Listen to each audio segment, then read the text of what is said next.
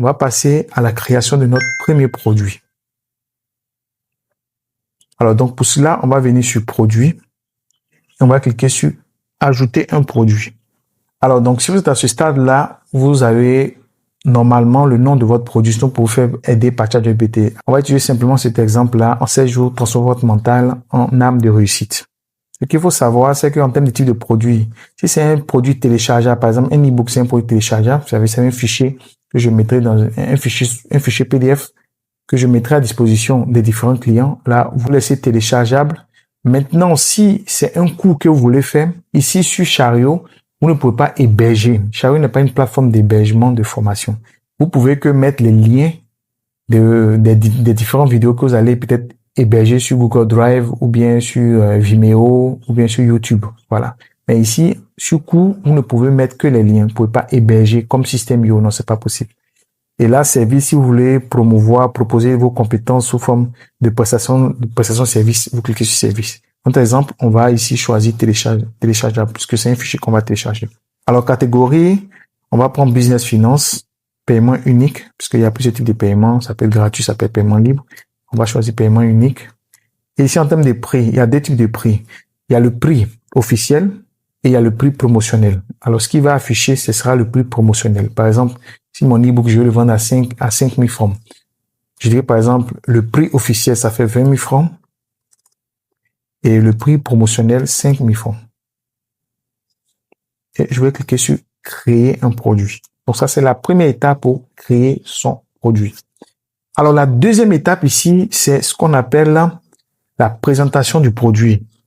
Mais avant d'arriver là, on va déjà parcourir ça. Alors ici, on a ce qu'on appelle la réduction automatique. Donc ici, c'est une réduction que Chariot vous permet afin de proposer aux clients lors du 3e rappel d'abandon. Voilà. Donc là, vous mettez simplement, sélectionnez le type de réduction. Ça peut être une réduction fixe ou un pourcentage. Vous mettez le pourcentage. Si c'est 10%, prenez pourcentage, mettez 10%. Si c'est 20%, mettez 20%. Voilà.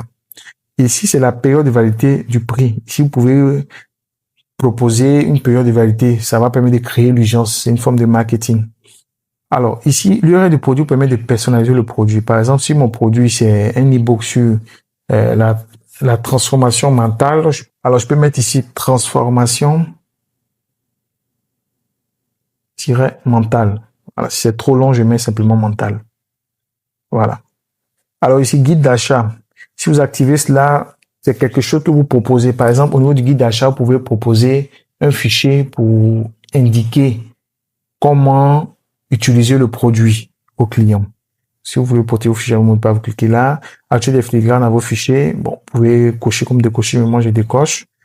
Définir ici une limite d'achat. Bon, c'est vous qui voyez, vous pouvez définir une limite d'achat. Par exemple, si vous avez un stock. Si vous vendez des produits physiques, vous avez un stock, par exemple, de 20, on va dire, de 20 commodes que vous voulez vendre. Voilà. Vous pouvez mettre une limite d'achat de 20 commodes. Voilà.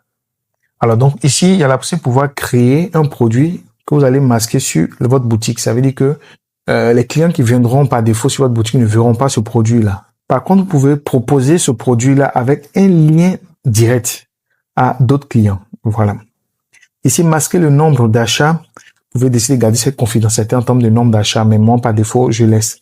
Collecter les adresses de livraison, c'est vous qui verrez. Si vous finissez, vous cliquez sur enregistrer. Donc, on a enregistré cette première étape-là. La deuxième